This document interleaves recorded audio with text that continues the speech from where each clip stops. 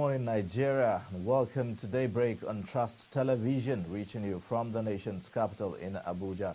My name is Ayuba Ile, and we are super excited to have you join us on the show this morning. And if today is your first day, then we welcome you specially. We'd like for you to join us every weekday, 7 a.m. to 9 a.m. for this show, where we bring you analysis and discussions on latest happenings in Nigeria.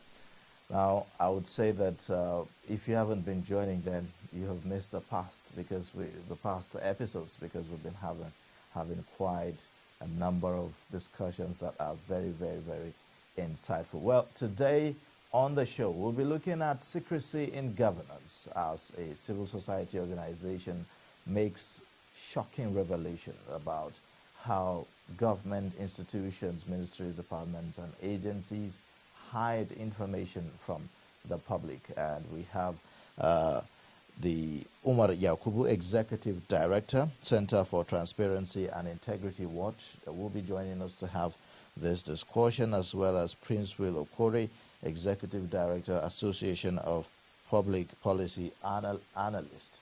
Also, we'll be taking a look at today in history. You know what they say, that those who do not know history are doomed to repeat it. But then, what do we say to those who know history and yet repeat it? I'll always ask that question, and I'll leave you to answer that. So let's take a look at what transpired today in history on the 4th of October.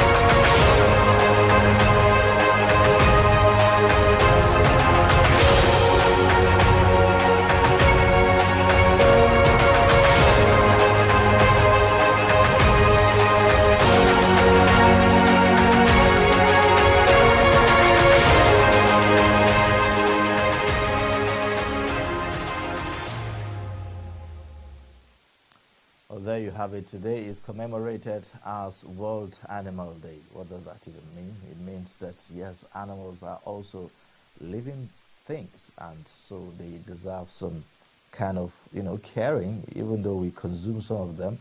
But, it's something that we should all understand, that it's an ecosystem.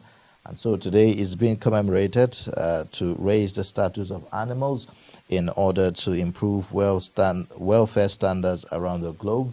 Building celebration of World Animal Day unites the animal welfare movement, mobilizing it into a global force to make the world a better place for all animals. It's celebrated in different ways in every country, irrespective of nationality, religion, faith, or political ideology. Now, through increased awareness and education, we can create a world where animals are always recognized as sentient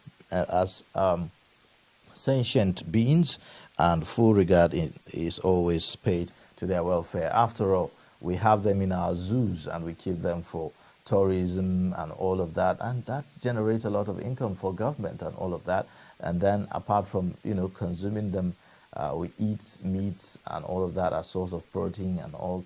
So it's something that we want to make sure that animals have an environment, safe environment, because the health of the animals, I can tell you, translate into the health of even human beings sometimes. Yes, because if an animal is having some kind of disease, then by the time you consume it, who knows? You just may be down with one form of ailment or the other.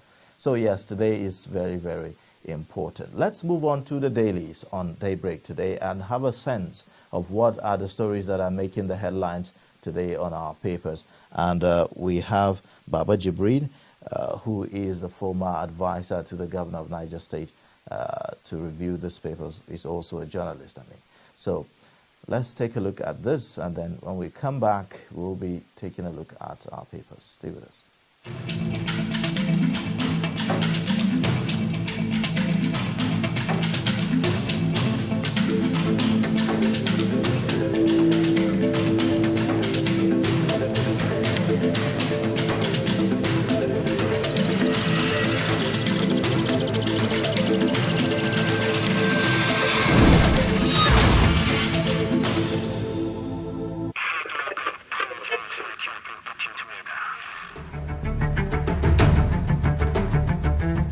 Suleiman, Aya, and Tari, all from the Sulubawa clan, with a unique wealth of culture and deep love for cattle, which truly reflects their sense of family.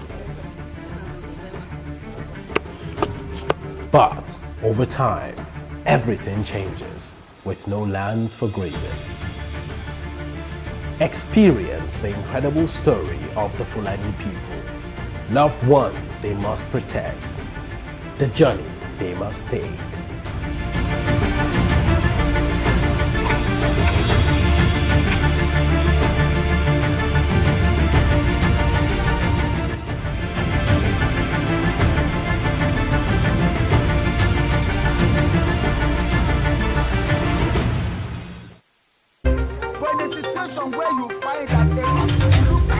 Not necessarily tribal or regional.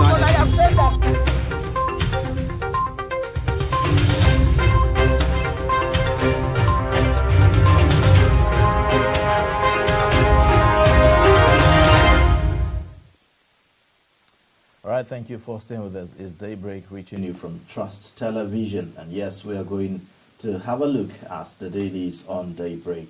Let's look at the stories that made the headlines. We have in the studio Jibrin Babandache. He is a journalist and also former advisor on media to the Niger State Governor. Now, welcome to the show. It's my pleasure to be here, Ivo, and good to see you again. Good to see you too. Yeah. All right, let's have a look at some of the stories. Now, beginning with the one saying, worry over acute shortage of airworthiness inspectors in airports. That's on page 18. VAT Rao, more northern states team up with FIRS. You find that on page 8. And there you have beside that Trust TV on channel 164, Star Times, and also on free to air. In case you're watching this online, just know that you can also watch us on TV. Despite, the lead story says, despite diplomatic interventions, Ghanaians resume hostility against Nigerian traders. The writer there, 3,000 businessmen threatened, over 3 billion naira lost. You'd see also government must act on legal, political, and economic technicalities. We are not aware of recent onslaught. That's according to Diaspora Commission. You'd also find the pictorial there showing you some Nigerians that are doing business there, stranded sort of in some way. Nigerian traders' shop being sealed in Ghana as businessmen are stranded. You can see that someone sealing the shops there. And also below that you would find Anambra politicians go into hiding as IPOP unleashes terror. Well, very, very sad one there. Yes. We hope that government would take the necessary action. Governance beyond politics. The piece there on John Kayode Fayemi, the governor of Ekiti State. Now, Jibrin, let's begin with the Daily Trust, shall we, on the lead story that we are seeing. This relationship between Ghana and Nigeria. From time to time, we always hear of such frictions. I mean, from way back in the 80s and early days. You hear about, this kind of frictions. Is it that, I mean, one would expect that the relationship between Nigeria and Ghana has gone past this stage, looking at the commonality between Nigeria and Ghana. But we still have this experience today. Yes, for many reasons. If you look at the relationship between Nigeria and Ghana, there's always been subtle rivalry. It's like two people who, in a way, want to talk about who is the leader. You look at it, even though in a positive light, in sport and all of that across the globe, there is that deep-rooted rivalry between Ghana.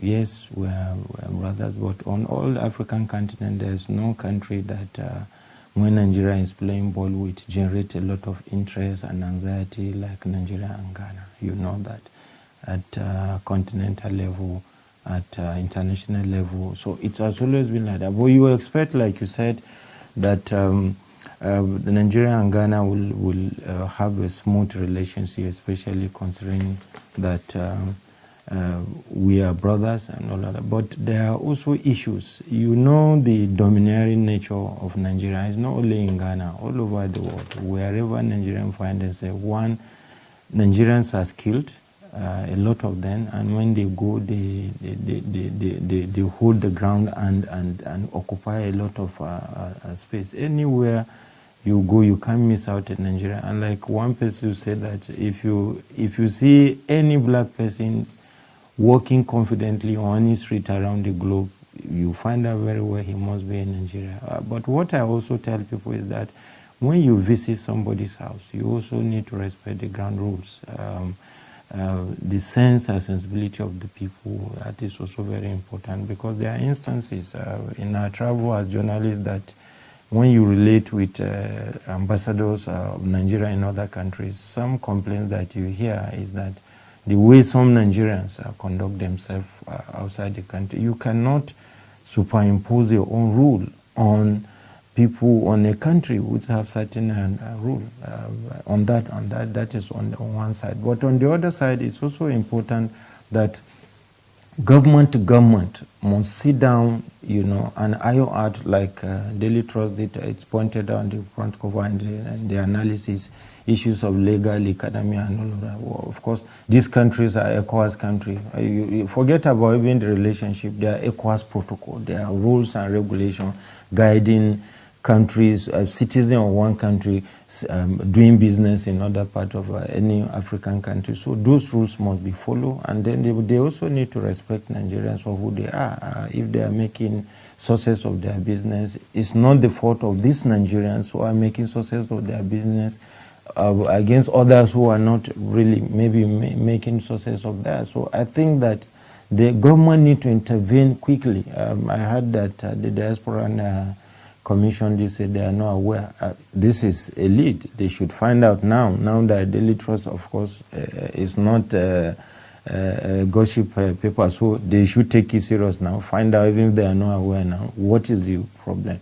What are the rules? What are the in the last meeting that they had, the Nigerian government and Ghanaian government, what happened? Because like you said, it's one crisis too many, and at every time that it happened, you recall even one time that Nigerian embassy was, I think the house of the ambassador, I can't recall quite really that there was an attempt to even to demolish a house, and that is an affront on the symbol of Nigerian authority, because that house is like the house of the president. An ambassador represents the post. That is the highest that any country can go against a citizen, and that should not be coming from Ghana. So I hope. So one would expect that, of course, there should be some kind of diplomatic ways of handling these relationships. I mean, yes, if there are Nigerians who are found wanting or perpetrating one form of illegality or the other, perhaps there should be some kind of reporting to the embassy, Nigerian embassy in Ghana, or do you think that the embassy is not doing well as it regards discipline or reprimanding Nigerians who are there in Ghana? It may be two way. One, it is possible that some Ghanaians are taking law into their hands when this happens, because if you look at it, a large number of these people are into small businesses. If you look at it, they are not high profile, so to call. They are not maybe in the high tech, or quite a number of them are people you find who are largely, not even some are not in Accra, so maybe in Kumasi and other places, or even if it's in Accra, some are, quite a number of them in the markets and other places. If you visit Ghana, some of the major markets. So what I think is that maybe some of them, some Ghanaians in this relationship, they don't even wait to take any of the issue to Nigerian embassy. Or on the other hand, Nigerian embassy may not be very proactive in responding to maybe a report from maybe Ghanaians or Ghanaian, but I think that based on what has been happening consistently, there's a need for all stakeholders, the Ghanaian government and Nigerian government, particularly our embassy in Ghana, to be very proactive. We're brothers, like you rightly noted, and we need to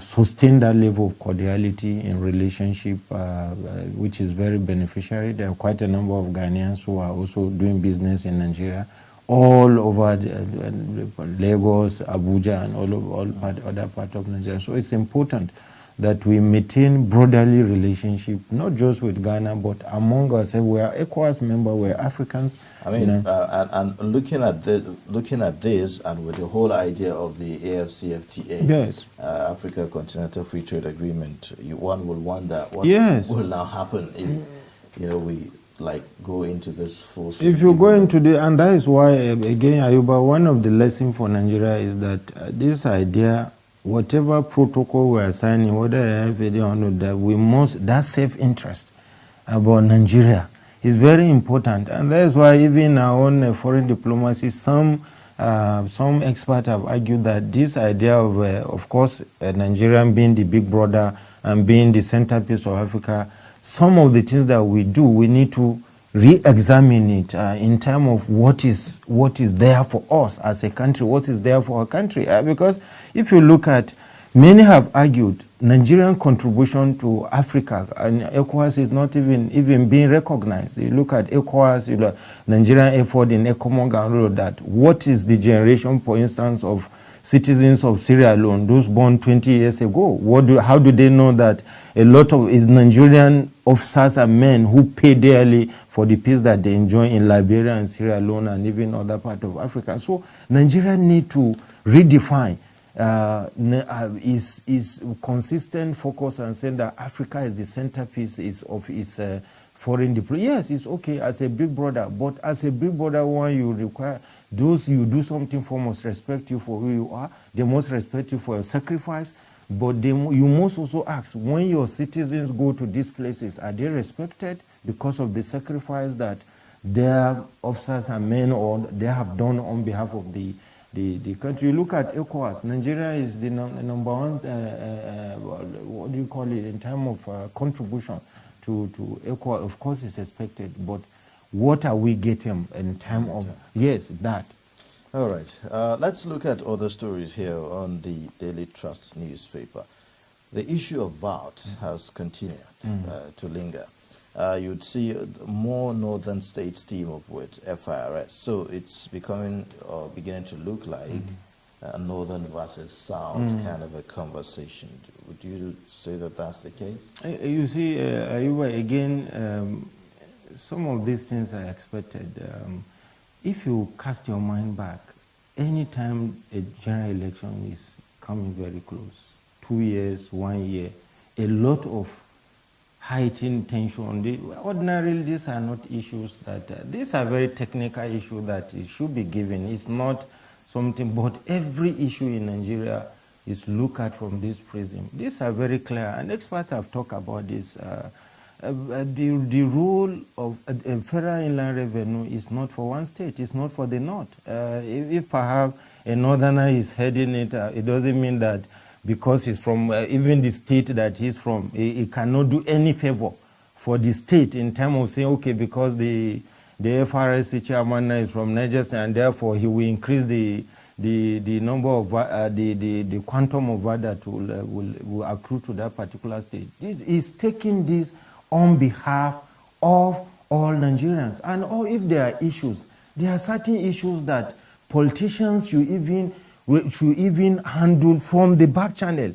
Because the ordinary man on the seat look at it, not even the way you and I will look at it. They look at it deeper, as if politicians from one part of the country are against, or politicians, or are even against ordinary people from other part of the country. And I think that this goes further to even divide the country. Yes, it's gone further. And you see, Ayuba, there has even sentiment by even some northerners that even the democracy you're talking about since 1999, despite the fact that some northerners have been president even since 1999, the benefit in terms of infrastructure, in terms of even the number of what, and the concessions that have been given consistently.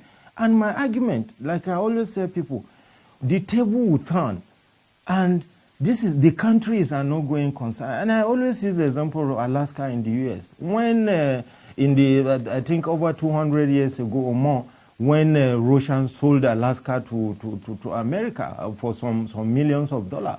They sold it because they felt that Alaska was a barren land, it was useless and all of that. But you know that Alaska is one of the most important states in part in America. So because one part has something against the other, it's just like a family. If one person in a family is more successful, he shouldn't look down on those who are there, because they are you that have. You should even be afraid, or somebody will say to you to realize his potential. My advice to our politicians is that they must not always hit the politics on issues that can be handled in a way that keeps the country. We have more challenges on our hand, and this should not they should not add to it. All right.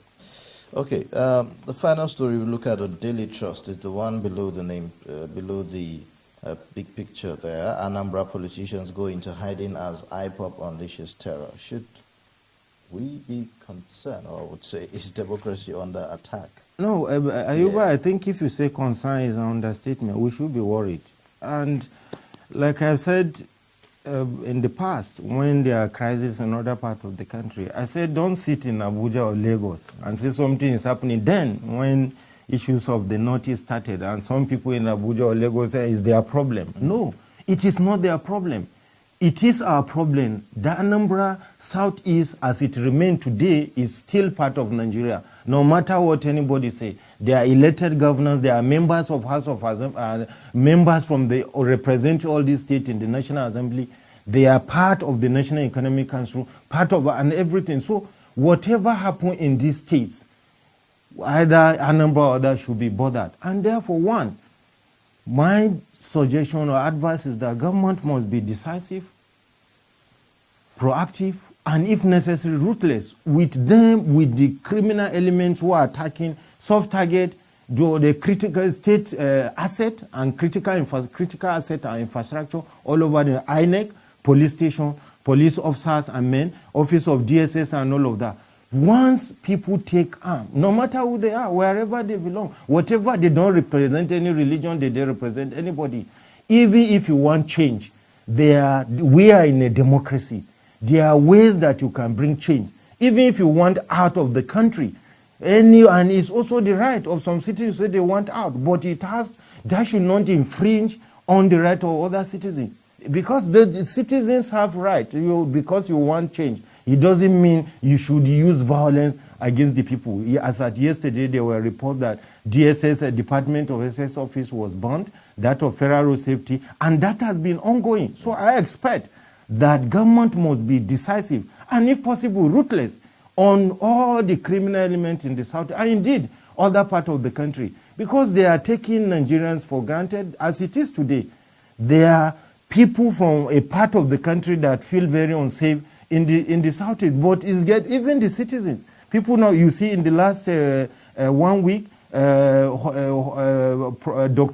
Akunili, husband of later Professor Akunili, just recently, about 24 hours ago, there was a report that one of the most respected surgeon in the southeast was also murdered with his orderly. So we cannot continue in a society where people take away and they call them non-government. They are not non-government. They are non-government, and these things don't happen anywhere. Criminal non-state status operate Ayuba, they have tacit support wherever they are. Informant people get a movement of people give them cover, and wherever these people are, they must also be sure name and shame, and the law must take its course. And not only IPOB, all manner of criminals, bandits, kidnappers, in all manner of criminal, because once you take arms against the state, Ayuba, you have relinquished your human right, because you are infringing on the right of other citizens. If you want change, this is democracy. Join a political party, or you seek for a referendum for whatever you want, but not to take arms consistently against the state. The Anambra election is less than 1 month now. It's in November. How will election be conducted? What will be the safety of life of INEC official? And now there is attack on INEC offices. What of officers that will come? Not those are necessary resident in Anambra State. As you are now, no campaign because politicians are even afraid to even go about. So I think that this is our country.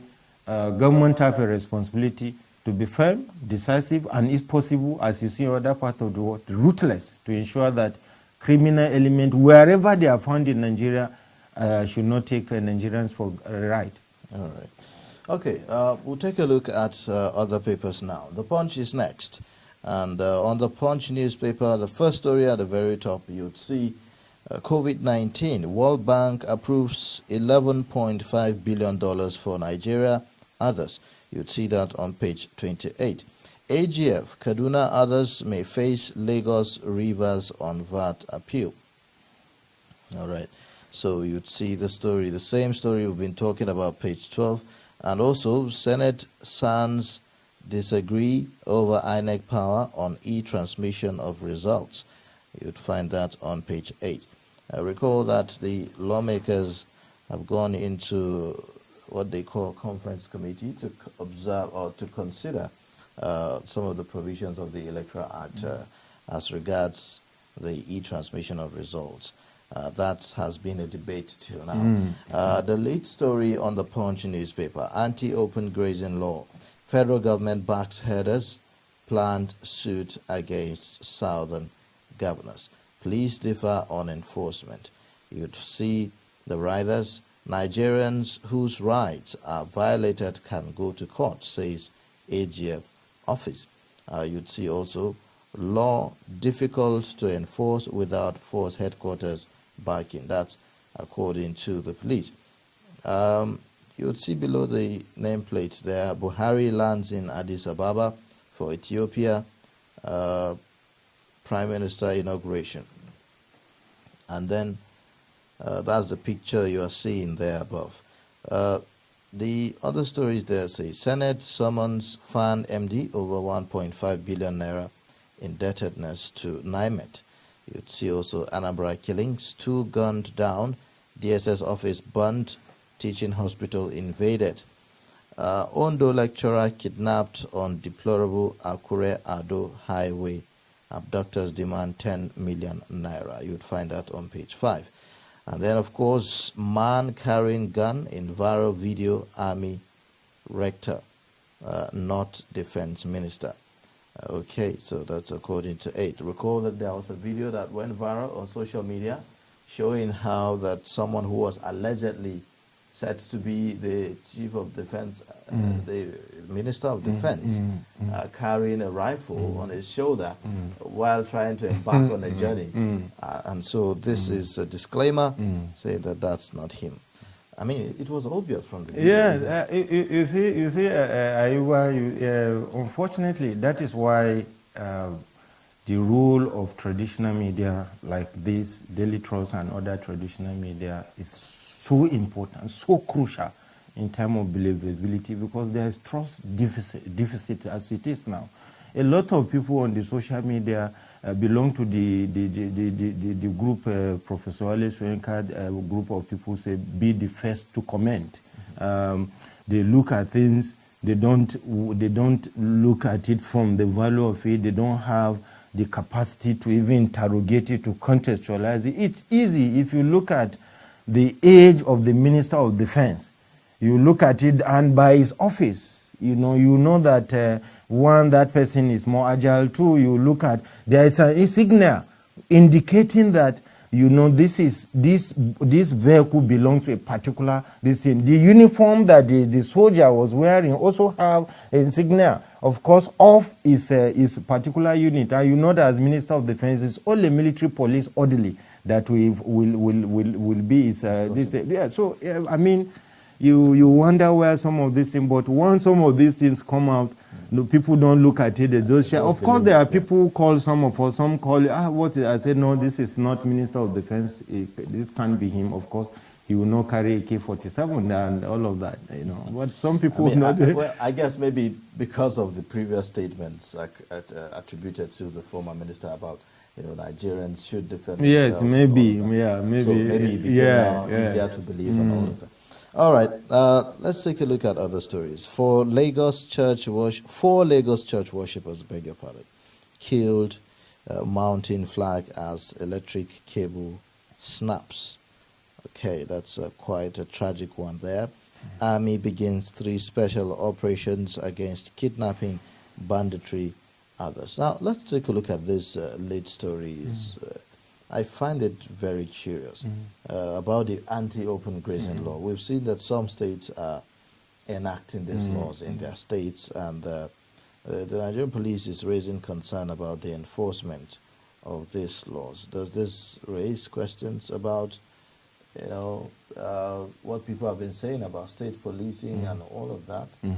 There are many issues around this anti-grazing law, both on the side of federal government and that of even the states that have enacted or are about to enact this law. You see, just like we spoke about, we did talk about in FRSA, there are issues that, because you don't solve one problem by creating another. As it is today, you cannot say because one person or some group of people are committing crime, and then you take law that will remove the right of certain citizens entirely from your own country. You see, whether we want to accept it or not, the Fulani group, I mean headers in the bush, they are one of the most neglected groups in Nigeria. And if there are issues, you don't solve it by creating another issue. Are they not Nigerian citizens? They are Nigerian citizens, as it is. Some of the problems that were brought on them were not created by them. So if you enact law, for instance, without looking at the short, medium, and long-term impact on the group enacting law, you are creating another problem. But the federal government also have, for me, some of the shortcomings of the federal government.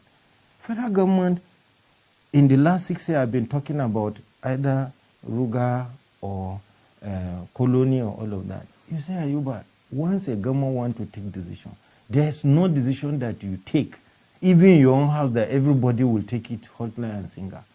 You continue to explain to people and take a decisive decision on what needed to be done. Well, these people too, what is the level of engagement with the Fulanis, those who will be maybe beneficiary of this project? In Niger, from my experience, one of the largest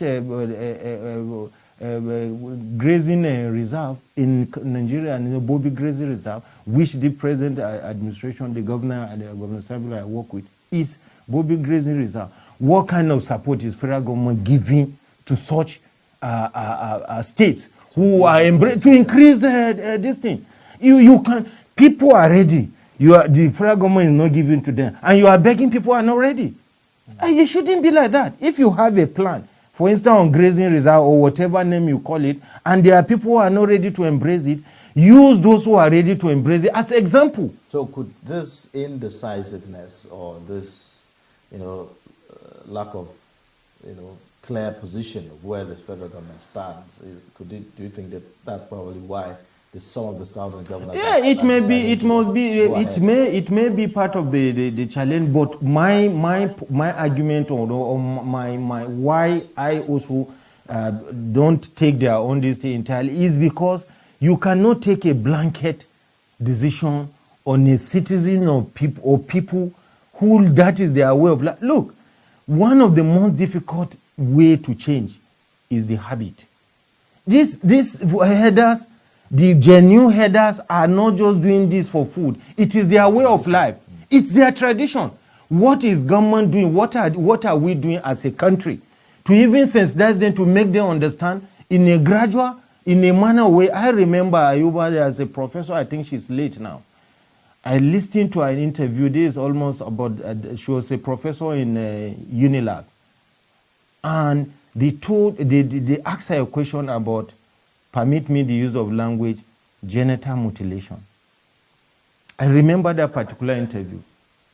And she said, look, you cannot go into a community who that does such thing as bad as you think it is, and you don't tell them the negative impact, you don't make them understand. You pour it to them, know what you are doing, and they are doing it within their understanding of their worldview, cultural milieu, what they understand. If you want them to change their way, you have to let them understand the danger of change. You don't just come, what you are doing, you stop. No. You don't. Thank you, Ayuba. But the way we are behaving in Nigeria, when there is a need for change, we pour it on people as if those people, they don't matter. This is their way of life, running into generation. Yes, it has outlived its usefulness, as many of us believe, because they are suffering, if you look at it. But that is their way of life. They don't see it as suffering. They don't look at it as if they are suffering. So what alternative are you creating for them? What way are you taking them off to say, okay, stop what you are doing? This is what I'm doing, and they are seeing it practically on ground. Well, some of the arguments are that, well, these laws are created to help with the fight against, this conflicts between herder and farmers and all of that, which is why they are coming up with this law of open grazing. So, yes. Don't you see that there's a justification? No. Ayuba, when you take laws are made for human beings. Laws are made. You don't take law when there is tension. You don't bring law. You see, a government, are we saying that in this country, all the governor or this government, they don't know that there have been issues? Have there not been researches or all manner of discussion in the last 20 years on other farmers' clash? Don't they discuss at federal or at National Economic Council, governors meet through their forums and all of that? Why should it be when there is crisis that when we take spur of the moment decision? Why is it that it's not a well thought out?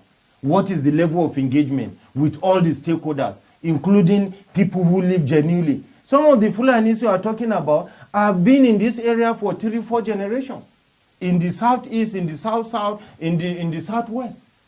Some don't even, some of them, they have never even been to the north all their life. That is the place they know. And you are taking law that affect them without necessarily carrying them along, making them understand. And you are taking it in a moment that, a period that is already, there is too much issues of political grandstanding and all of that in the country. All right. Well, let's move on now to the next paper, and The Guardian is next. The lead story on The Guardian, you have 300,000 shareholders abandoned dividends over inflation, red tape. You would also find unclaimed dividends now 70 billion naira, could hit 300 billion if not reversed by 2025. You'd also find FBN Holdings, that's First Bank of Nigeria, Nestle, Nigerian breweries, top firms with unclaimed dividends. You'd see also operators say development undermines SEC's effort, market growth. Economists urge FG to tackle causal factors, focus on growth-induced policies. Below, or I would say by the left side of the paper, depending on where you're looking at it from, resident doctors may call off strike today. So that's a heads up we are getting. Death toll in Kaduna attacks rises to 40. You would also find other stories. Kogi alleges smear campaign against governor. Anambra government blames APC, FG for insecurity in the state. You would see also below that, 5 northern states join FRS in VAT dispute against Rivers and Lagos. These are some of the stories on the Guardian newspaper this morning. Now, before we get the thoughts of our guest in the studio, Jibrin Baba, journalist and former advisor on media to the governor of Niger State. Before we get his thoughts on that, let's quickly take this short break. And then when we come back, we would have a sense of what this means for us. The use of herbs and plants as medicine.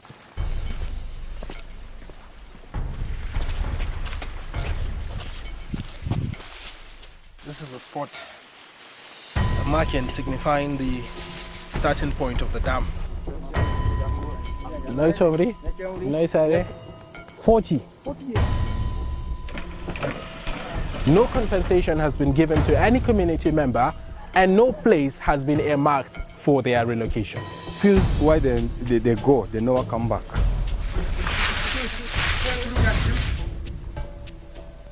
And this is where the hydroelectric power dam is supposed to be constructed.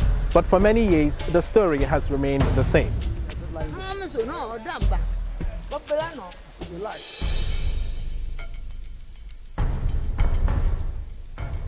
This is the site of the proposed hydroelectric power station in Mambila. But the irony is, no construction has even commenced yet.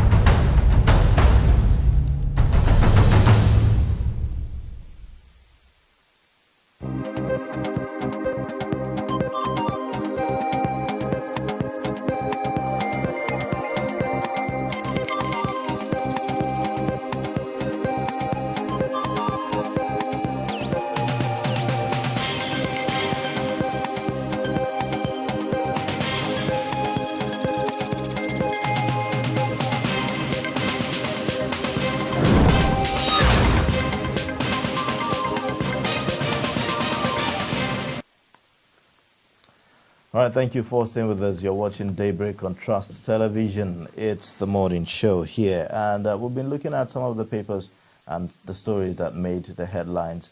Today we have in the studio Jibrin Baba Ndache, a journalist and also former advisor to the governor of Niger State on media. Now, quickly, let's round this off by getting your thoughts on this story on The Guardian, the lead story in particular, about 300,000 shareholders abandoning dividends over inflation, red tape and all of that. Why are we seeing this happening? Yeah, again, Ayuba, that is expected if you look at the exchange rate now. I mean, it's unimaginable. As Nigerians, we are concerned. We know government has been giving Nigerians hope, but the exchange rate as it is now is very worrisome. And what you buy, maybe 10 naira just last month when you go back to the market is so it's not just those who even have the resources to invest. We should even be worried about those who don't even have, who are struggling to make ends meet. So it's a very delicate situation. I hope, like the central bank governor did promise and the federal government did promise, that something is really being done to stabilize Nigeria exchange rate and all of that, and really make our economy work so that our currency can, even if it cannot return back to the olden days, because I think last month somebody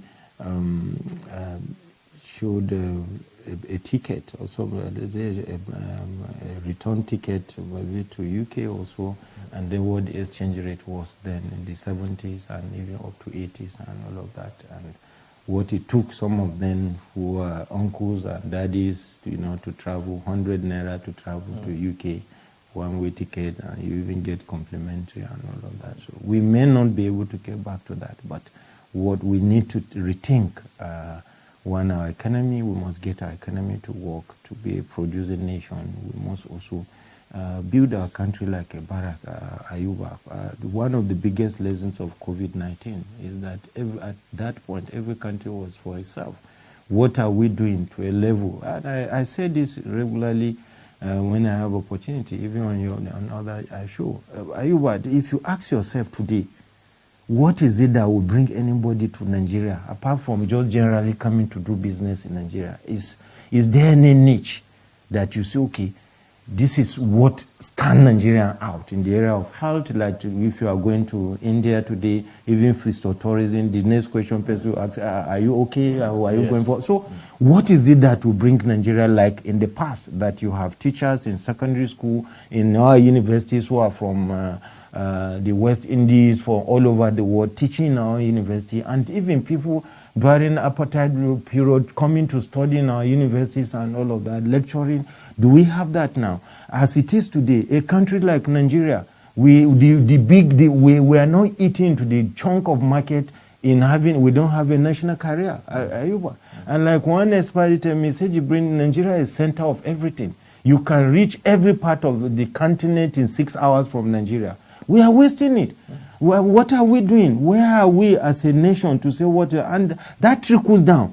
Even the states, the so-called state that you say states oil producing, remove the oil from all these oil producing states. What is the economy? Are they regenerating it the way you find Dubai, UAE, Saudi Arabia, regenerating their economy? We are not talking of all that. So this, we must not just complain or lament. We must continue to rethink our economy at all levels. Federal, states, can create a niche. What will take you now, Ayuba, to any state in Nigeria, like Bauchi, which was where we used to be one of some people will leave and say, we are going to Bauchi to go for tourism. You are going to Soso State. You are going to so say. There's one state that I use as an example. During Donadu, he started Tinapa Resort. Where is Tinapa today? It's almost getting to 2 decades when he started it. You go there now, it is not what he wanted it to be due to lack of continuity, lack of sustainable project and all of that. So we shouldn't just lament, because countries where they have stable economy, they have infrastructure, power. We've been talking of power generation for the last 20 years. We are still not up to generate 10,000 megawatts, the biggest country in Africa. So we need to put our economy back on track. As it is today, Ayuba, the federal capital, even in time of national security, where if there is any emergency in Nigeria, there's no alternative airport. In all the states close to us, there's no alternative road. The road to Lokoja is being on for over 20 years. The one to Niger, there's no road. To Niger, a dual carriageway. To Nasarawa, if you go to other part of the world, all these contiguous states should have rail line. In case of emergency, airport. In Lokoja, in Mina, in Nasarawa, and all of that. So we need to rethink our economy, not just lamenting, not just talking. If you want our economy, our naira, this thing to stabilize, we must work towards it. We must rethink how we do business, put our infrastructure in place, road, rail, and all of that. Okay. All right, thank you so much. We've been speaking with Jibrin Baba Ndache, journalist and also former advisor on media to the Niger State Governor. Thank you for coming on the show this morning. It's my pleasure to be here. Thank you very much. Yes, he is our newspaper review. Now, we will be going on another break, and then when we come back, we'll take a look at our first discussion of the day. Please stay with us. But in the situation where you find that not necessarily tribal or regional.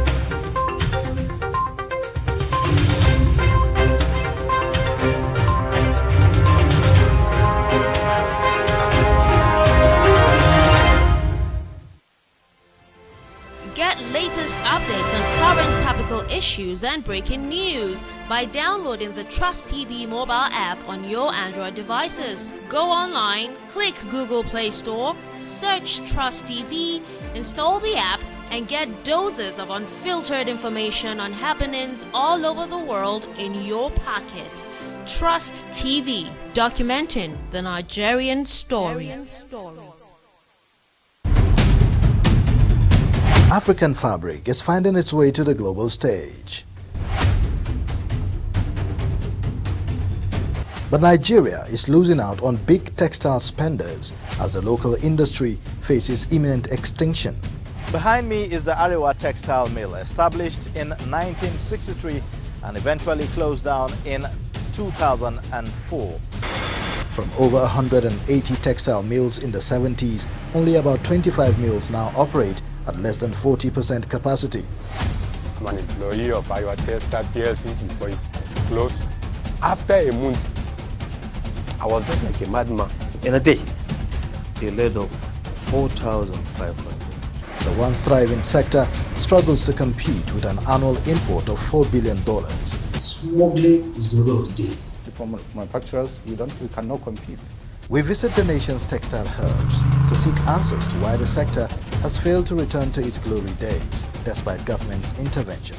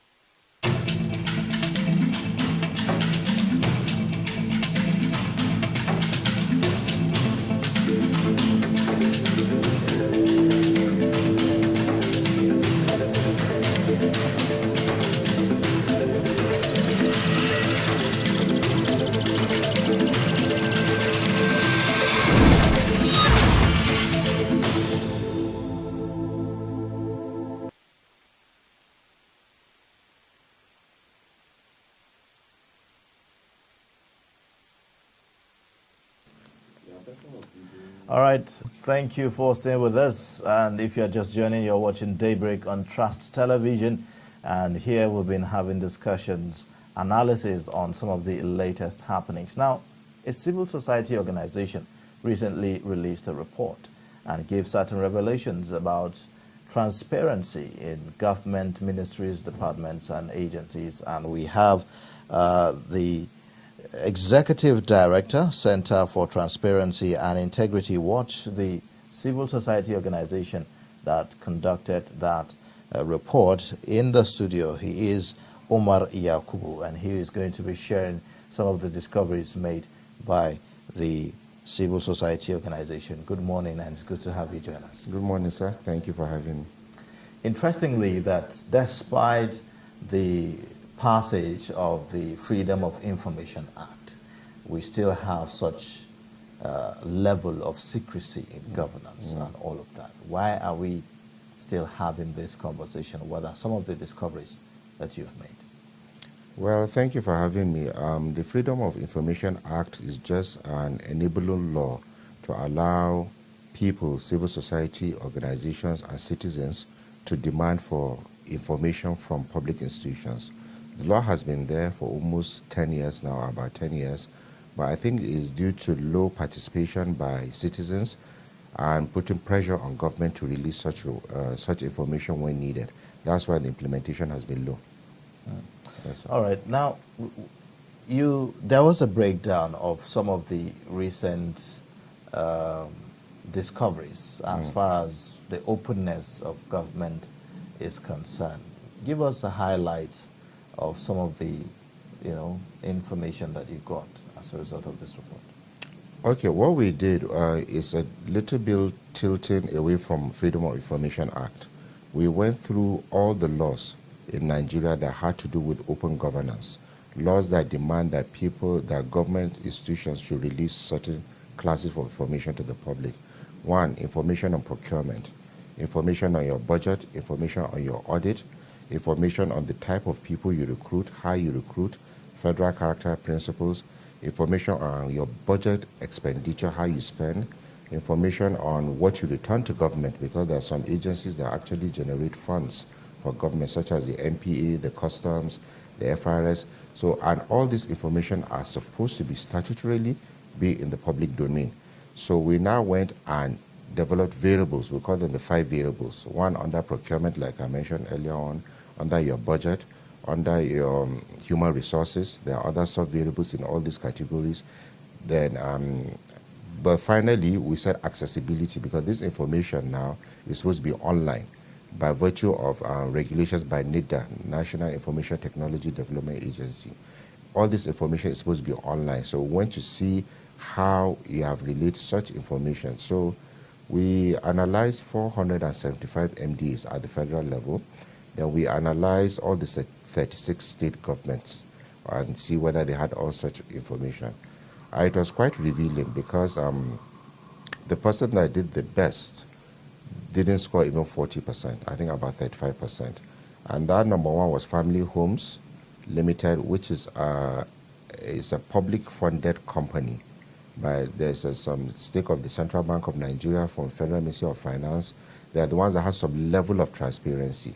But most MDs actually didn't do well. And the reason for this is maybe because of lack of awareness by civil society organizations to push or put pressure for the MDAs to ensure that they publish their information. They probably do it inside the newspaper, on the newspapers, or maybe on TV, but online where everybody can access their budget, level of implementation, their audit reports, their human resources data, there are people with disabilities, there's a statutory requirement of 5%. Are they complying? All such issues, such information, you don't get them. So we now did the ranking based on these 5 key variables, then 31 sub-variables, where we assess them and we rank them accordingly. That is for the federal level. For the states, it's the same thing. The only thing we added as another variable is your local government information, because in reality, most local governments are under the states. So we wanted information on the local governments, and they had, so we added another sub-variable there to assess them, and there was ranking there. Kaduna was first, then Kwara, and I think Enugu was the third.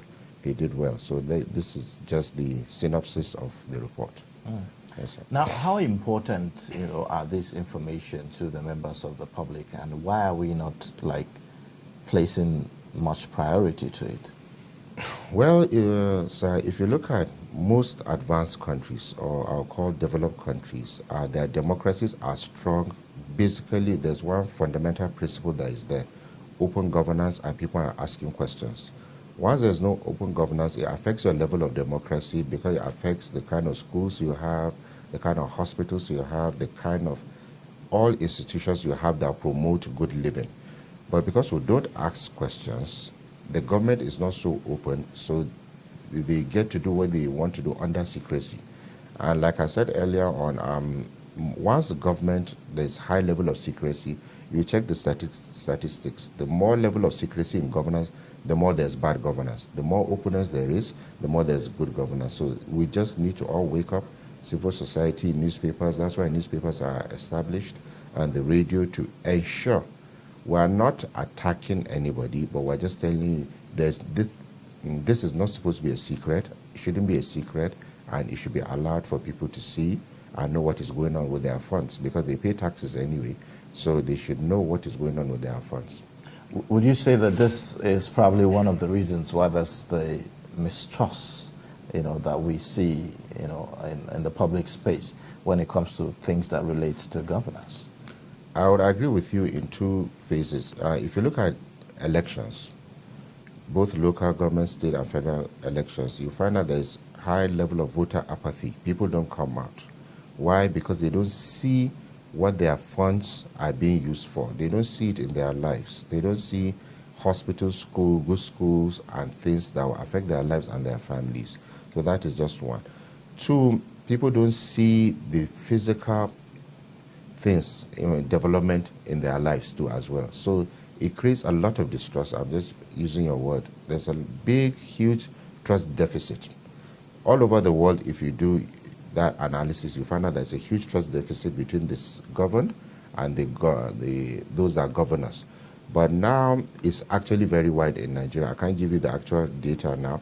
It's very wide because people do not see the reason. People don't even know the budget of local governments, not to speak of what has been done with the money, not to speak at the state level, at the federal level. Go on the street, ask an average person, what is the capital vote of, let's say, it's local government, because it's good stuff from the lower level. People don't know. What's the debt of Nigeria now, our debt exposure? Most people don't know. What's our debt profile? How many countries are we owing? In which sectors? People don't know. And it's not like government doesn't have the data, they have, but we need to urge them to push it so that people should know even before they take a debt, before the government takes a debt, the citizens should know and agree. But that doesn't happen. The usual thing is you just go through the National Assembly, which is okay. That's what we have agreed to do, and they pass it. But there needs to be more information circulating around for people to take decisions. So why do you think that there's this reluctance, from people to like really push and ask, for some of these information, even from some of the civil society organizations, like you said, who sometimes I would say are meant to, hold government accountable in certain instances? Why the reluctance? Yeah, it's improving.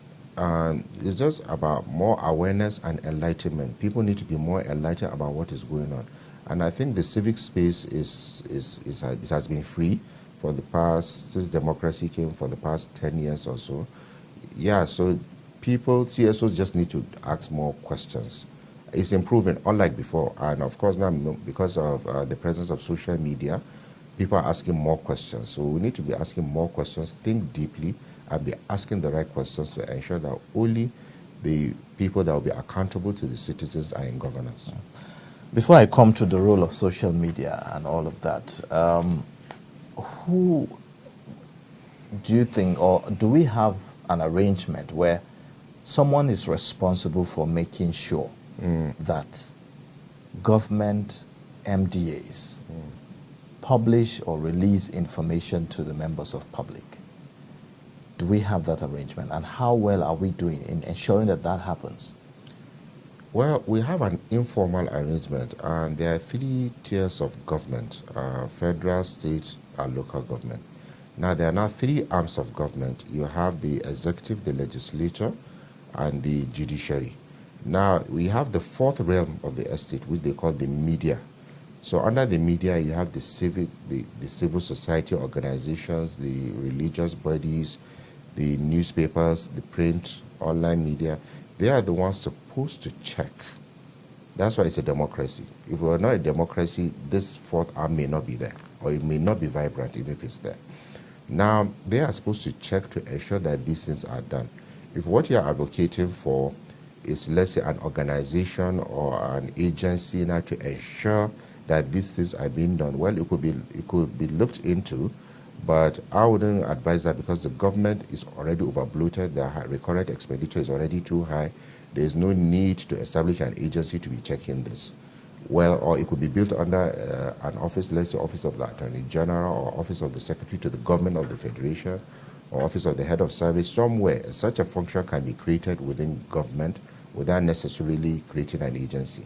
But I think if you involve the Office of the Secretary to the Government of the Federation, because he oversees most of these MDAs, and those that don't fall under him create maybe another agency, let's say the Attorney General's office could do that as well, and maybe push to ensure more accountability. Or even NIDA could play a role in some certain aspects. But it has to be a multi-stakeholder approach where to ensure that these things, there's a high level of compliance. All right, now the role of social media has been said to be very critical in as far as holding government accountable and asking questions and all of that. From time to time in Nigeria, we'll always see hashtags, things that will be trending, people asking questions. Sometimes there's a response, sometimes there's no response. Sometimes the response could be harsh, sometimes could be just neglect and all of that. We know about certain, I would say, I'll call them NGOs or civil society organizations that have taken it upon themselves to follow up and track some of these things. And sometimes they make posts and say, well, there's no any response from so-and-so, there's no any response on the request and all of that. As far as the issue of information, freedom of information and all of that, how much of implementation have we seen in your own studies and research? Well, when the Freedom of Information Act was passed, there's a statistics right now lying in the Office of the Attorney General, if I'm correct, about the demands made based on the FOI Act. And in truth is that the demand for information by civil society and newspapers is actually very low. Everybody thought that once the law is there, civil society will just be asking questions. It's actually very low. They have the statistics there. Part of our research, what we did is we actually sent an email to every single MDA and see the level of response. Now, not using the FOI, just basic questions to see whether they respond to citizens. And that too was very low. The response was low. Out of 475, less than 12 MDAs responded. Most of the remaining one automated replies, meaning they don't respond to citizens. And we're asking them the same questions on the report we are presenting today. So on both sides, on the demand side, we don't demand for much information. So there needs to be a lot of awareness on that you need to demand for information. On the supply side too, like I told you, just based on our own research, I don't know about other researchers, it is low too as well. So that is just what we observe. Well, could it be maybe because of, the presumption that, well, I'm likely not going to get any response, and so why even bother? I agree with you there. Like the trust, there's a huge trust deficit. You go to apply for a job, before you know it, you have passed the exam, you have passed the interview. Before you know it, somebody probably did not write the exam. You see the person got employed. So there's a huge trust deficit. I agree. You write a letter, there's no response. I don't know why MDs have that habit of not replying letters. Actually, don't know why, and no action is being taken. So people, there's that apathy too, to ask for questions because the MDs are simply just not responding. It's actually worse even at the state level. Imagine writing a sitting governor, just demand for information. Okay, what is the status of this road? There's usually no response there because at the state level, most of the state legislature are not really taking their governors to account. So there's really no response at that level to see to respond to citizens' requests.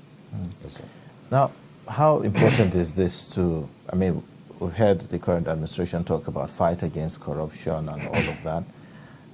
How critical is this to that effort to fight corruption?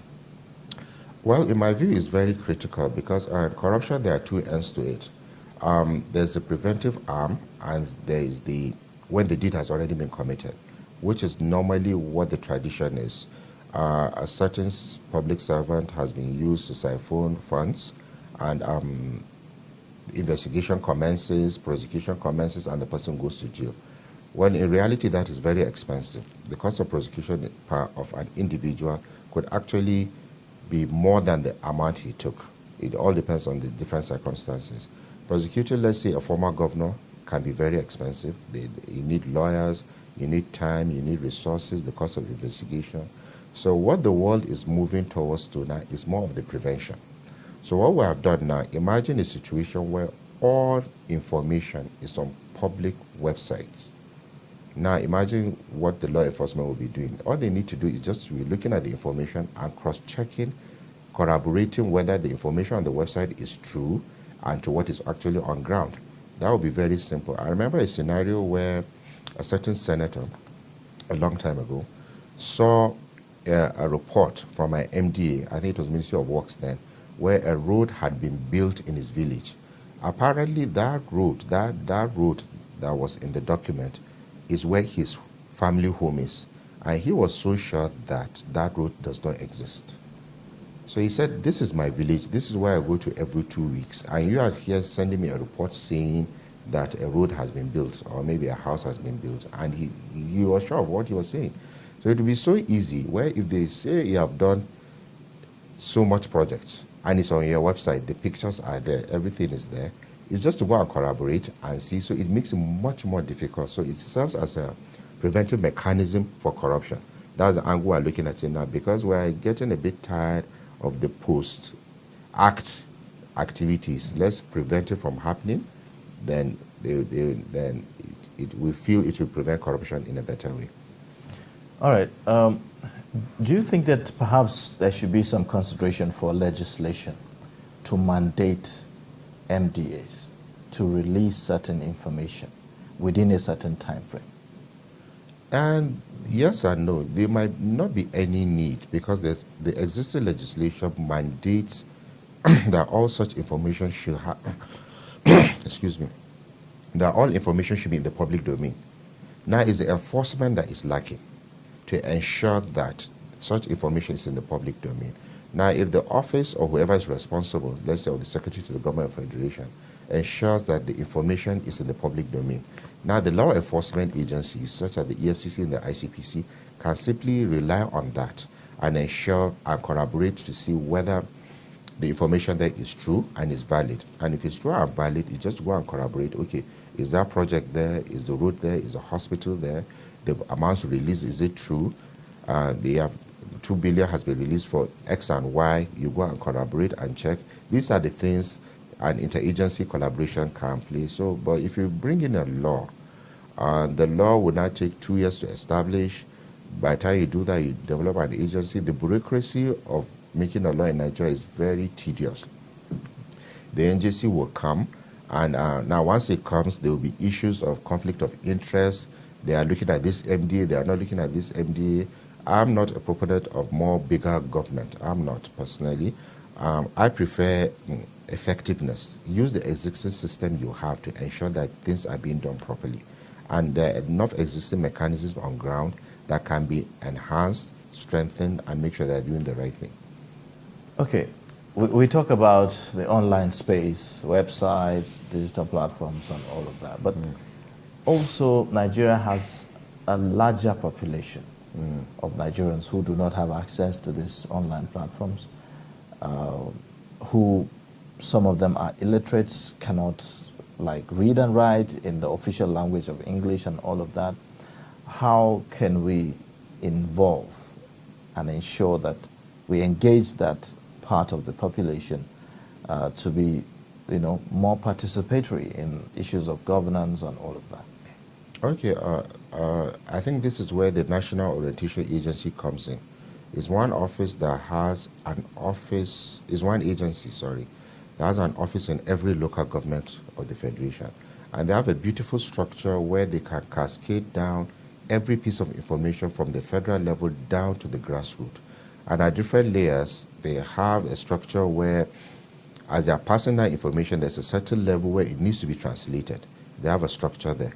So anything that government wants to do could use the National Orientation Agency, and I think the person there is doing very well. So it just needs to strengthen the agency to see how you can make sure citizens are more aware of these things. Through the NOA, they do it. The ICPC too has a structure like that, but of course it doesn't cover all the states, but that's related to information.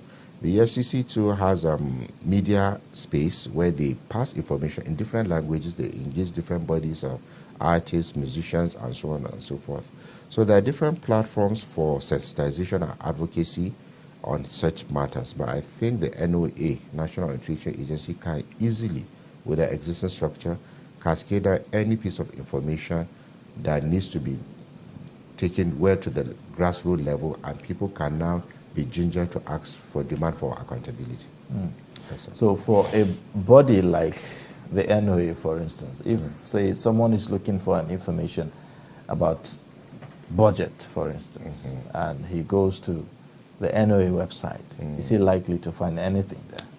No, he won't. But what the NOA should do is to enlighten citizens on where to find it, which is part of what we have done now. So where do they find it? They find it, let's say, on the site of the Ministry of Budget, Finance and Budget. That is what the NOA is supposed to do. You are looking for information on recruitment, the site of the Office of the Head of Service, for example. You are looking at all these accusations about marginalization and what have you. You go to Federal Character Commission. That information should be on their website. So that is what the NOA, that's what I meant by saying the NOA should do, to create the awareness or further enlighten people on where to get the information.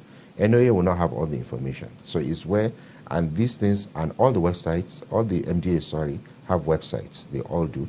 So but when you go there, more than half of them, or almost all of them, are empty. It's just, you just see the front page is very beautiful, and that's it. There's no content behind it, this category for information you're asking me about. So that's just what the NOA needs to do. Okay, so aside the issues of, the lack of demand for people to, people asking the questions and all of that, do you think that there's a challenge of maybe underfunding or understaffing for them to really take on these platforms and utilize them optimally? Well, I'm not in a position to say whether they're underfunded or over budgeted, but my thinking is if chief executives are very efficient in what they do, you can leverage on technology to do a lot of your work. Now, and the usual structure is to say you are going around all the MDAs to cascade that information. That is not possible. Nobody can go around 704 local governments, for example. But when you have technology, you have Zoom, you have other platforms where you can communicate. You can do short videos and send. You can do audios. There's radio. There are so many platforms, like I said, using technology that you can cascade that information. That is what I advocate for. Where, because we're over 200 million in this country, passing information is not easy, it's not cheap. But these platforms can easily be cascaded down to any level, locally and internationally. All right. Thank you so much for coming on the show. We'll have to end this discussion here. We've been speaking with Omar Yakubu, Executive Director, Center for Transparency and Integrity Watch, on the recent report released by the civil society organization on secrecy in governance, and you've heard it all, the different sides to the conversation. We thank you for staying tuned. We'll be going into the next segment of the show. Do stay with us after this short break.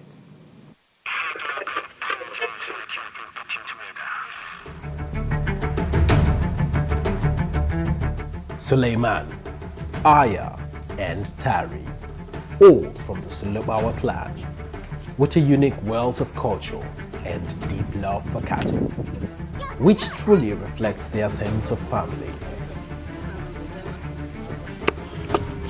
But over time, everything changes with no lands for grazing.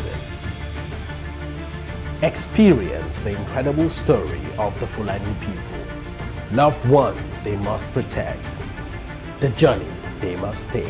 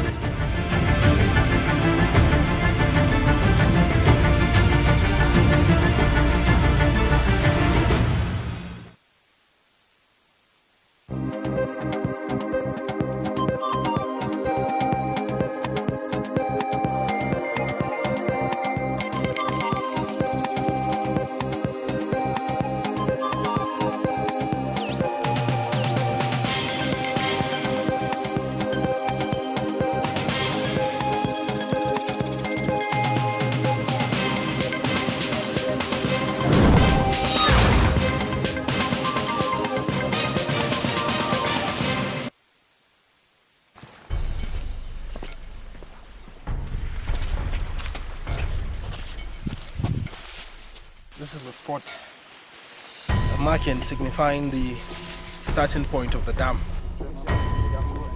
No chobri, no sare, 40. No compensation has been given to any community member, and no place has been earmarked for their relocation. Since why they go, they never come back.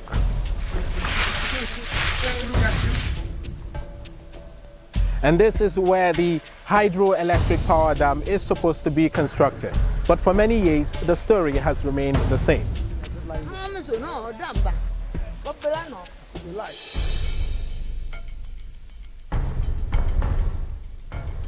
This is the site of the proposed hydroelectric power station in Mambila. But the irony is, no construction has even commenced yet.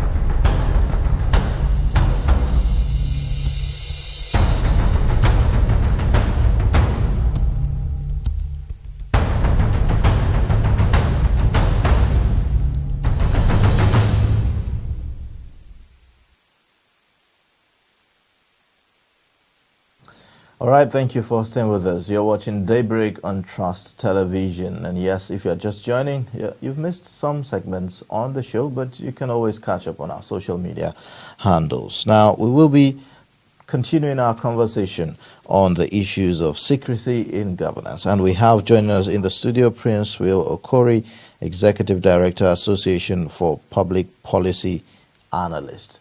Good morning, and it's good to have you join us. Good morning. Yes.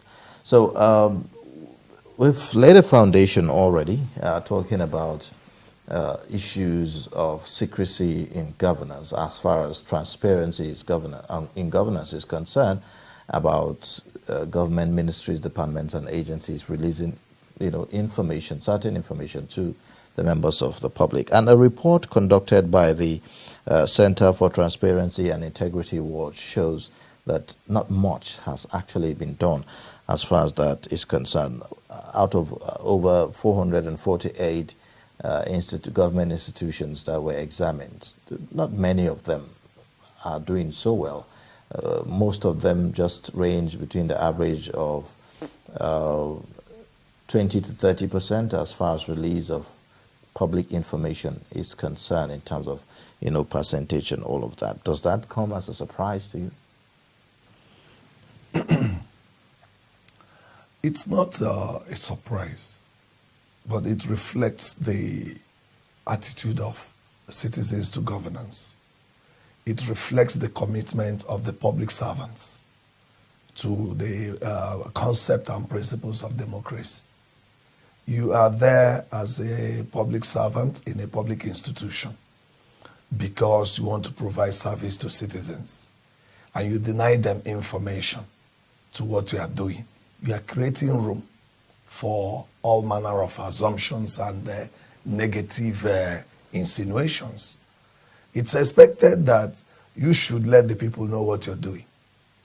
Again, if the people do not demand to know, anything can happen. So it's both sides. What we do, take for instance what is happening in the power sector, where we intervene as a non-governmental organization.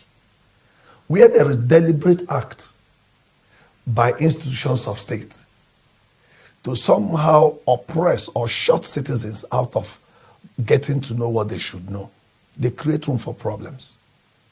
Take, for instance, Section 80, 81, and 82 of Electric Power Sector Reform Act is on consumer protection and licensing performance standards.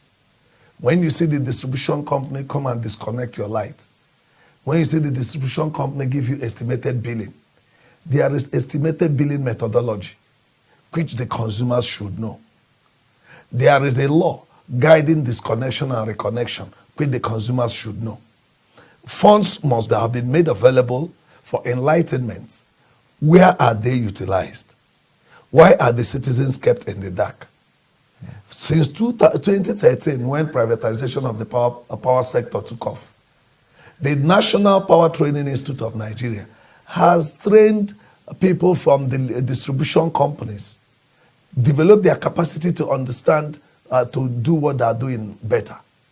Train people for TCN, government agency. Train for NEMSA, government agency. Train for REA, government agency. But no training whatsoever for consumer groups. And you may know, federal government has put in about 1.1 trillion naira into development of MSMEs. And these MSMEs are organized under business membership organizations. Shouldn't the leader of, for instance, leader of Dressmakers Association, whose members are using generators to operate and still pay estimated billing, shouldn't the leadership of such organization be exposed to consumer protection component of that act so that he can protect their members? Shouldn't that be done? Then why will the regulator not do that? Why will those implementing that law or regulating it not insist that these MSMEs are paying taxes, they are paying levy to local governments or wherever they exist? They are creating jobs. They are training youths. They are producing products. These are legitimate citizens. Yet, there is no proof. The act is being implemented in a partial manner. In contravention of Section 32(1)(f) that says that regulation should be fair and just to all stakeholders. So what you see now is some government, many a times, people in government, is not about the law. The law is there. But the people in government oftentimes deliberately refuse to do what is right. Because maybe the process or the rules for punishment are not being enforced. So they do it the way they Exactly. So who is responsible for enforcing those punishments? And why haven't we seen people being punished, for covering up or for, not, allowing people to have access to information? This question should go to government. It shouldn't come to me. Take, for instance, the Electric Power Sector Reform Act that I mentioned in Section 96 or 94. It provides what they call unfair business practices by the distribution companies. And it provides penalty. It provides for what is called offense. Now, the regulator should be asked, why is it that even the unfair business practices are not discussed in the public domain? Why is it that punishments are not meted out? But what you do is you increase tariff every now and then the consumers are being exploited. You tell Nigerians that there is inadequate tariff. Where is the information about what is generated in the local government areas and the states where the consumers live in large number? And don't forget, the privatization policy says that federal, state, and local government councils are 40% owners of the value chain in the privatized power sector. Yet, there is no information at the state or local government showing how much the distribution companies collect on the estimation from the consumers in those areas. Now, how are they basing their arguments on inadequate tariff? So you now see that lack of dissemination of information is creating room for corruption.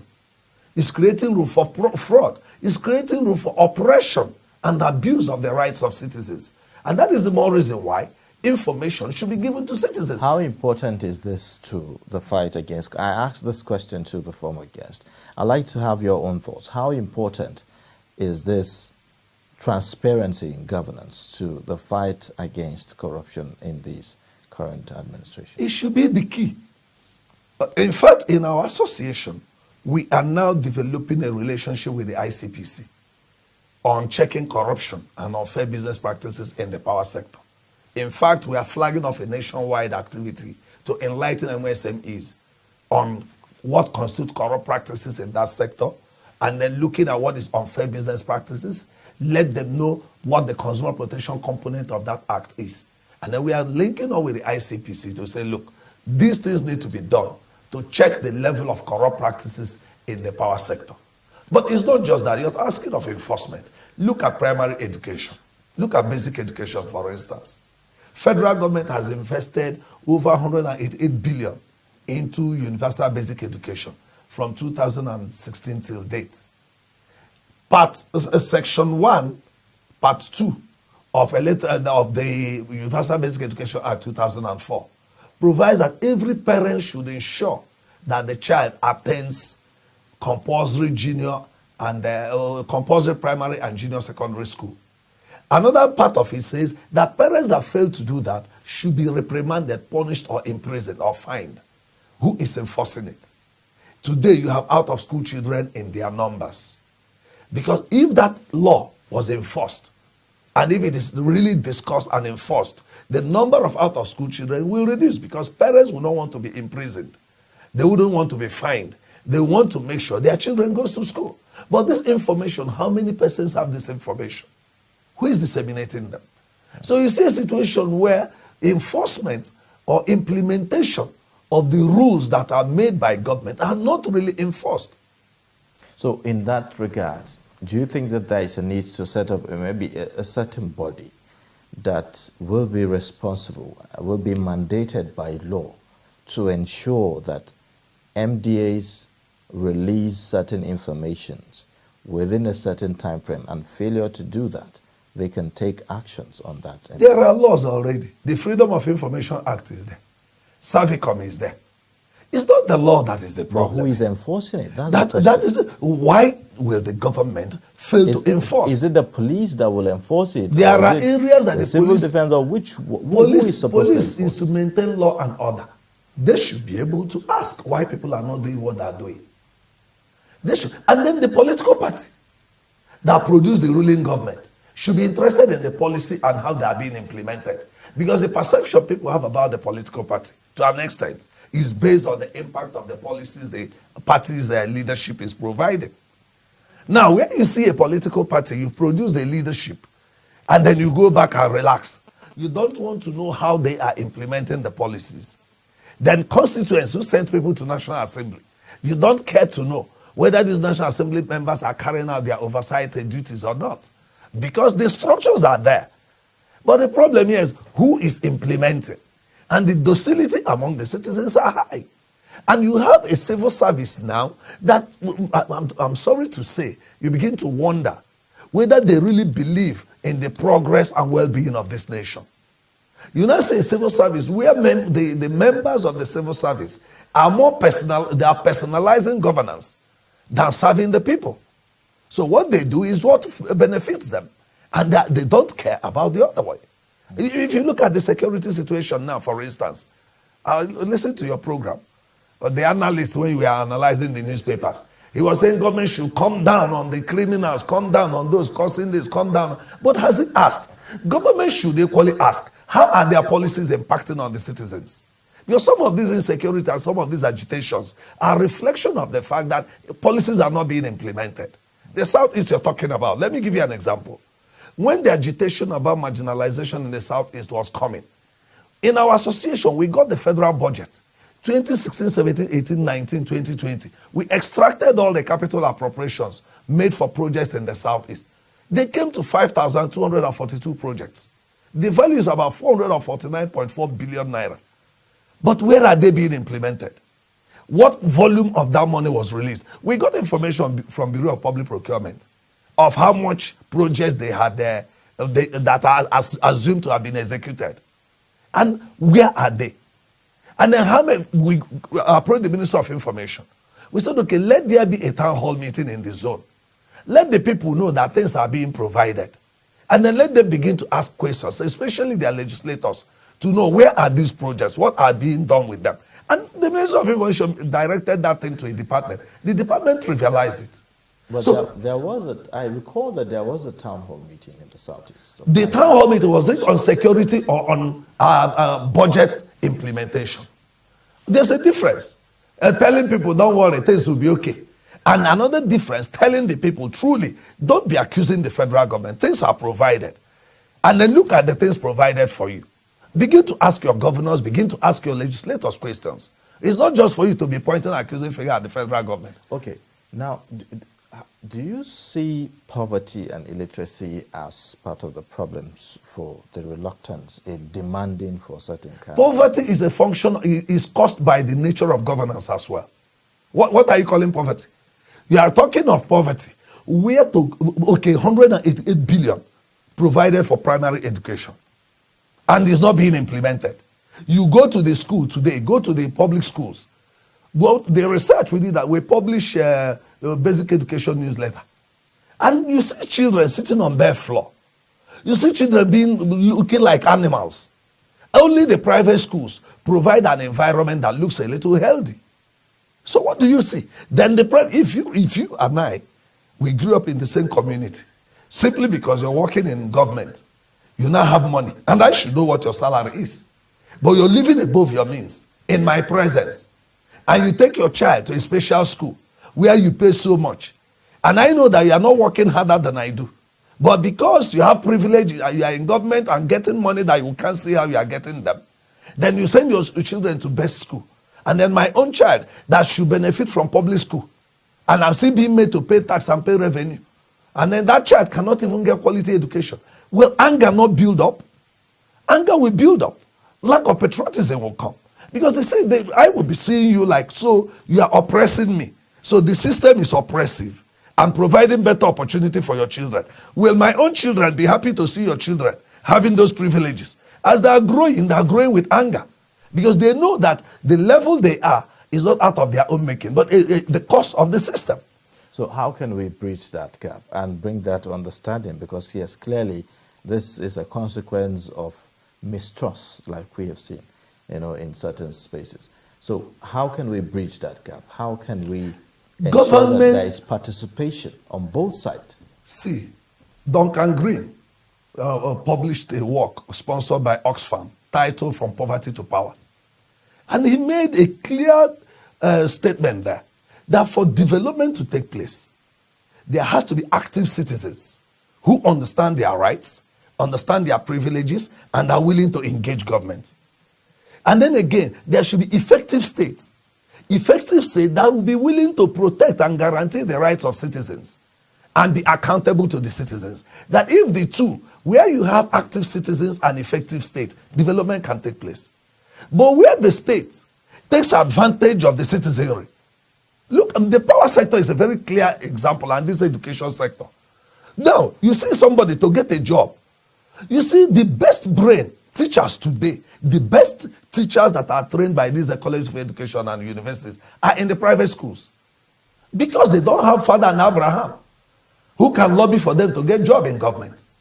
So if you don't have who go and speak for you, some children, before they graduate, where they will do their youth service already secured for them.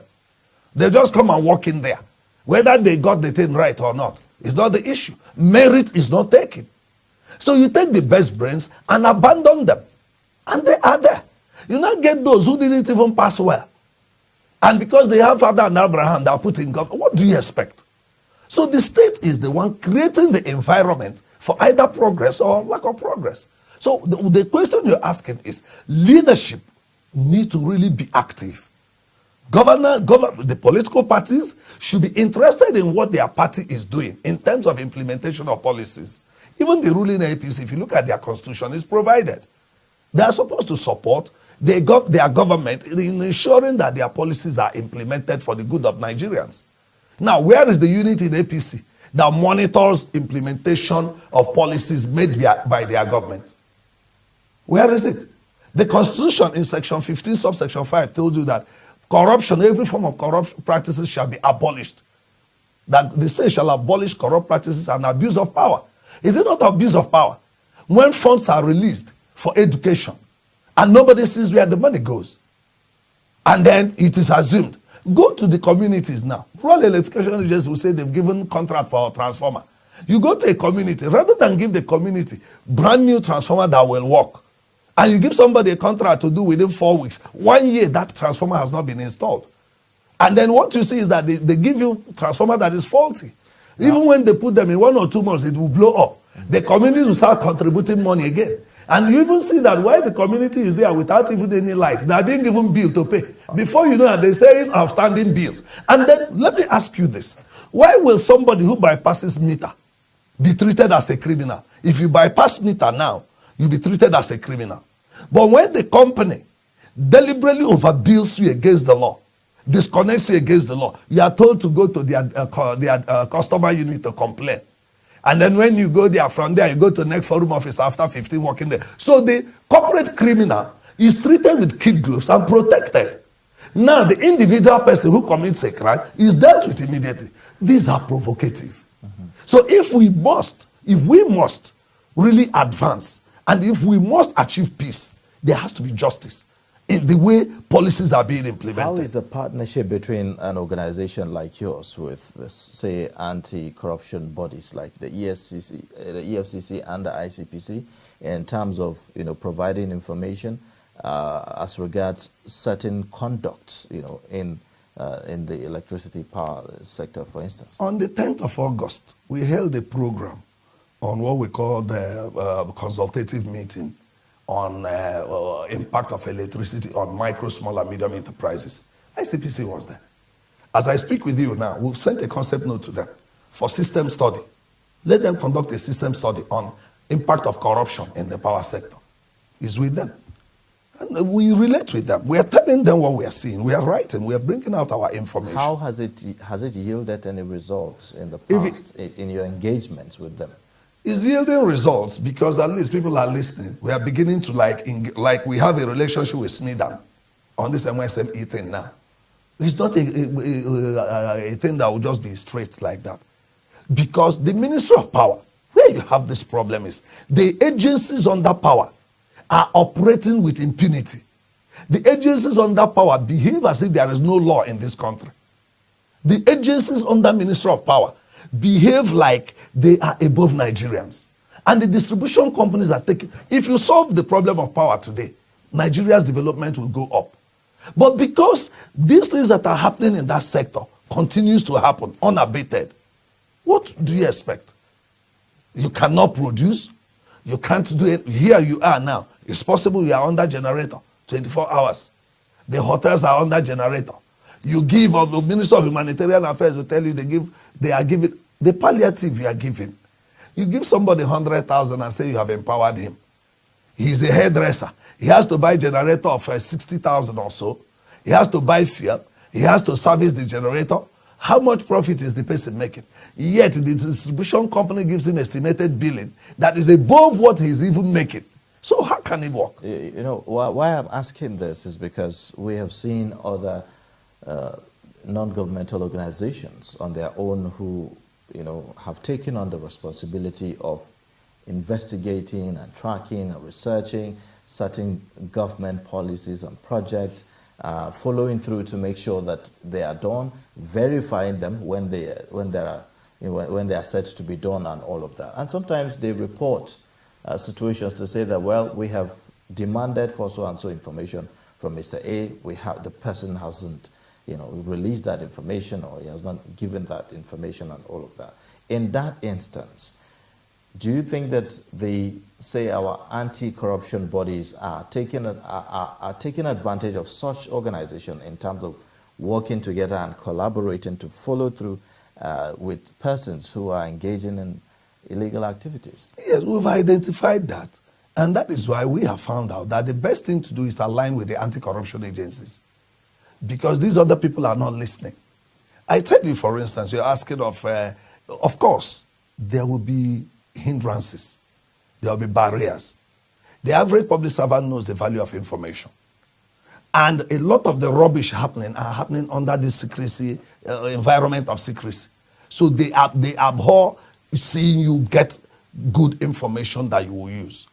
But of course, if you know what to do, you have to be determined to get. For instance, we intervened for about how many communities in Imo last year? In the last 2 years, we helped about 5-6 communities escape about 35 million naira illegal billing given to them by a distribution company. But in the process, what baffles us is that it now led to, rather than the regulator enjoying what we are doing, helping them to do their job, the regulator started fighting us. Contrary to the provisions of the Act. The Act says that a registered consumer NGO can present a complaint on behalf of a customer or customers, provided there is a written authority. Here we did. You can see NEMSA is established for safety. A high tension wire fell on top of a cassava plant in a community. Stayed for 3 months, nothing was done. And the same community was given bill of 2.8 million as a bill they were owing. Without following the estimated billing methodology. They came to us to complain. We went into it. At the end of the day, the community they were told to exit that bill. The distribution company shouldn't collect the bill. In one of the communities, when they told them not to collect it, because bulk billing has been abolished since 2016, but in most communities today, bulk billing is still existing. The distribution companies are still billing them on estimation and on bulk billing, and no report of how much they are collecting anywhere. So the question you're asking, the media need to help as well.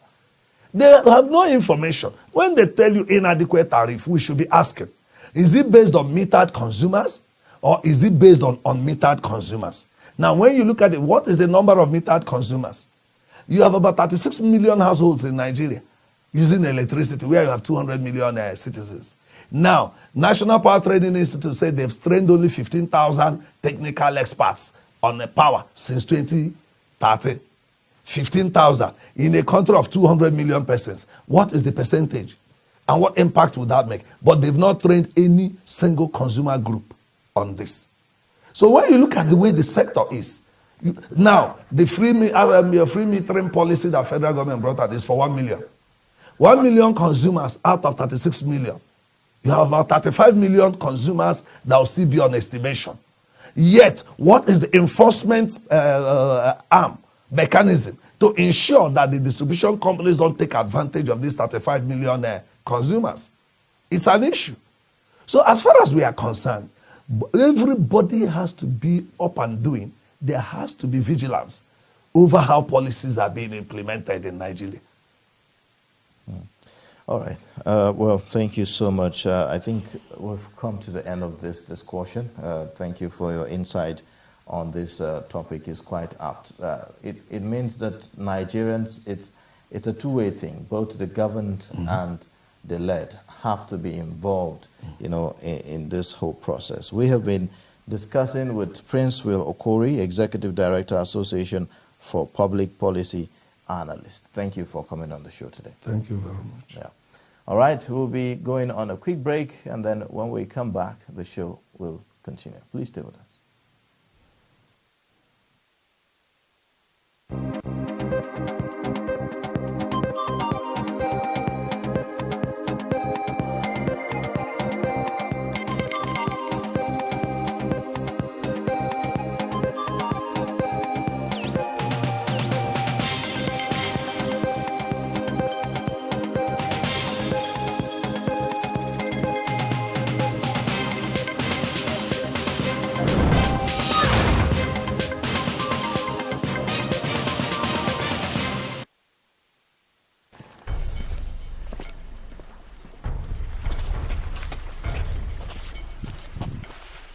This is the spot marking signifying the starting point of the dam. 40. No compensation has been given to any community member, and no place has been earmarked for their relocation. Since why they go, they never come back.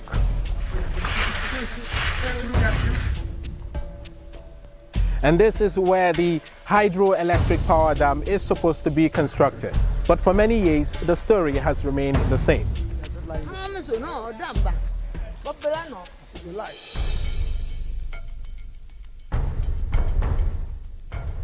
This is the site of the proposed hydroelectric power station in Mambila. But the irony is, no construction has even commenced yet.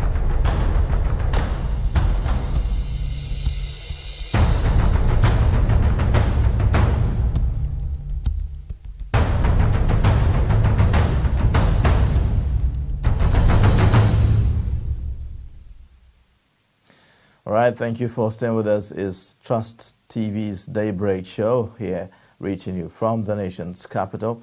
And today has been quite an interesting show. We've been having discussions about transparency in governance and how we can make it better in terms of bridging the gap of communication and ensure that there is trust, between the leaders and the led. Now, we've come to the end of the show for today. We'd like for you to join us again tomorrow on another edition of the morning show. I am Ayuba Ile. In case you have missed, you can catch up on our social media handles. Our YouTube and our Facebook page are there, very, very viable.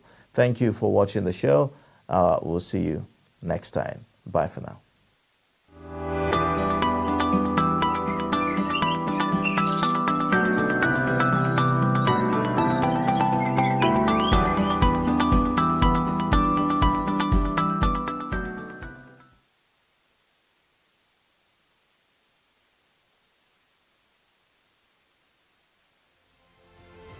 Get late